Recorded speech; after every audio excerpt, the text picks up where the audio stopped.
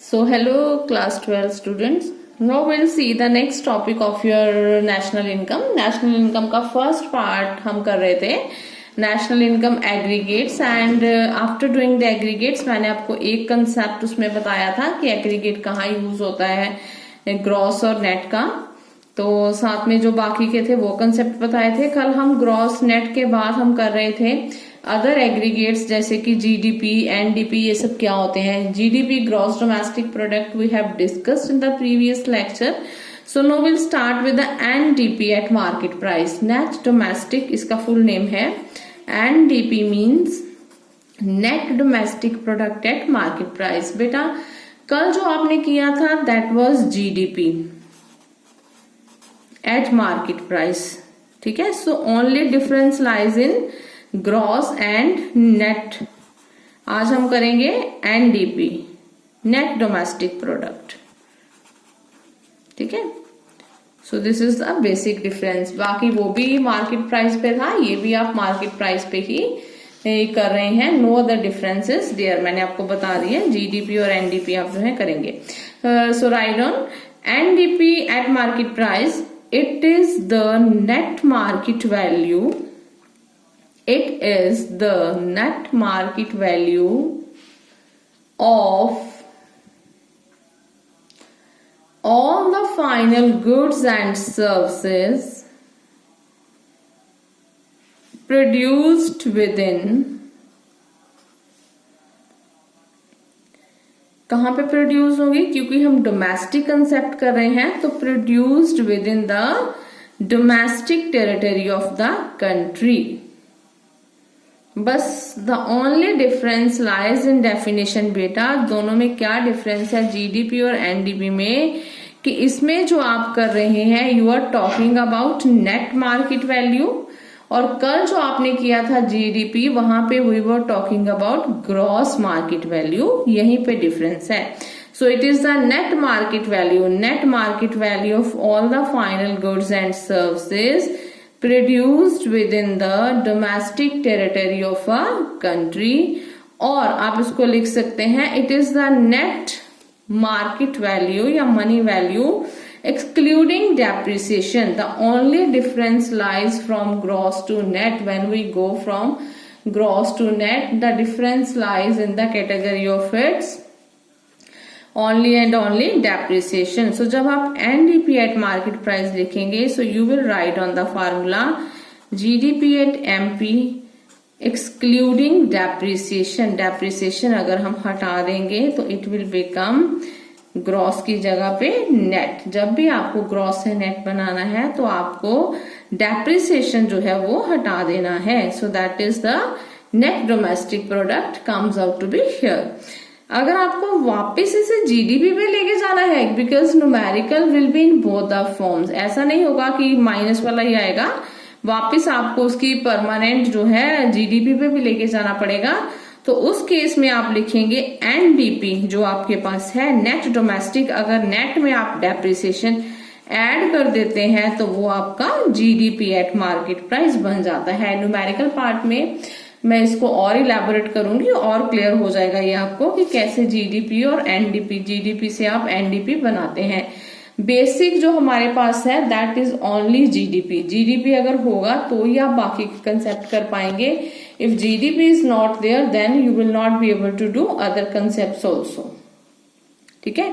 Now coming to the next, gross national product at market price, GNP at market price. It is known as gross national product at market price. So, gross national product at market price means the gross money value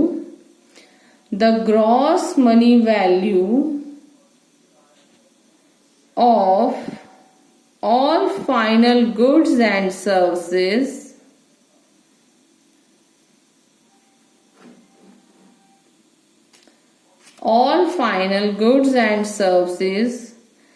produced by, now produced by कहां पे आएगा, normal residents. पहले हम लिखते थे domestic territory, अब हम कहेंगे produced by normal residents of a country, produced by normal residents of a country during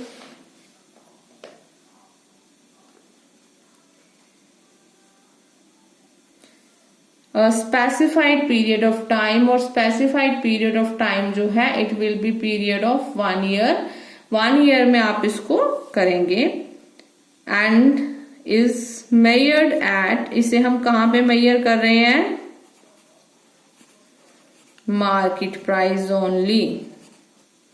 features बेटा आपने सबके करने हैं, इसके भी करने हैं एनडीपी के. तो फीचर्स में आप लिखेंगे दिस इज नेट कंसेप्ट, ठीक है, दिस इज डोमेस्टिक कंसेप्ट पिछले वाले के, it is calculated at market price and all. Similarly coming to this very gross national product.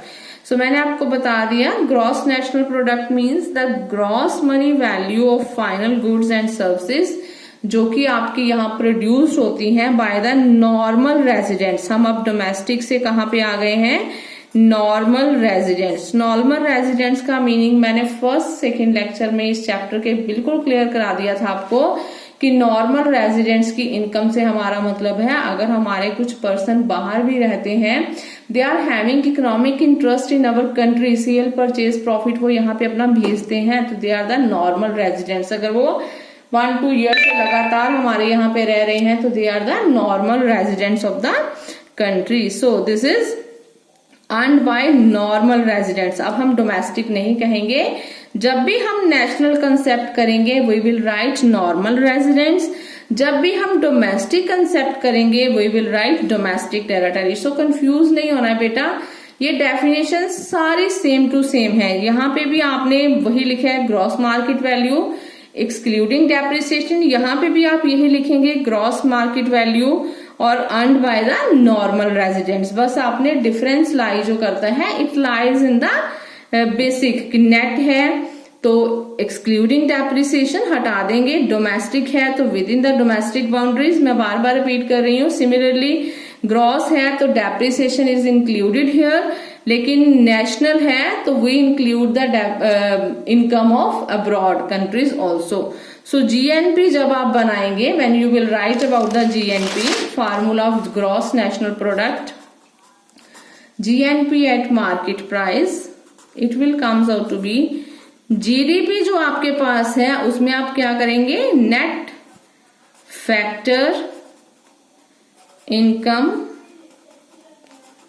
From abroad जो है उसे ऐड कर देंगे. Net factor income from abroad को आप क्या करेंगे? ऐड कर देंगे. ठीक है, NFIA. जब भी डोमेस्टिक इनकम में आपके पास डोमेस्टिक इनकम है, अगर आप उसमें बाहर की इनकम फ्रॉम अब्रॉड जो है वो ऐड कर देते हैं तो it comes out to be your national product. So इसलिए जब आपने इसे ग्रॉस नेशनल प्रोडक्ट बनाना है तो आप ग्रॉस डोमेस्टिक प्रोडक्ट में net factor income from abroad जो है वो ऐड करेंगे. सो इसके फीचर्स भी आप बेटा ऐसे ही करेंगे. क्या लिखेंगे आप? It is a gross concept, so it includes depreciation. ठीक है. सो सेकंड आप इसका फीचर लिखेंगे इट इज नेशनल कंसेप्ट. अब हम डोमेस्टिक से नेशनल में आ गए हैं. So when it is national it includes income of normal residents. तो normal residents means NFIA income आप इसमें इंक्लूड करेंगे. सो थर्ड आप इसका करेंगे, क्योंकि हमने पहले ही डेफिनेशन बताया है only final goods and services, ये सब जगह ही रहेगा. फाइनल गुड्स एंड सर्विसेज की वैल्यू विल बी इंक्लूडेड. ठीक है, फाइनल गुड्स एंड सर्विसेज की value will be included means कि अदर जो सेकंड हैंड परचेज गुड्स हैं उसकी value will not be included here. उसे हम बोलते हैं कि फाइनल गुड्स एंड सर्विसेज जो है हम उसे ही इंक्लूड करते हैं. देन आप लिखेंगे मार्केट प्राइस पे है, it is calculated at market price. ठीक है. सो और साथ में एंड पे मैं जो एक पॉइंट बताती हूँ कि इलीगल एक्टिविटीज पेमेंट जो है उसका या रिसीव जो है that will not be included. Illegal activities, old goods are not included. So ठीक है, ये आपका हो गया ग्रॉस नेशनल कंसेप्ट. ठीक है, so thank you so much बेटा. बाकी के टॉपिक्स जो है इसके will see in the next lecture.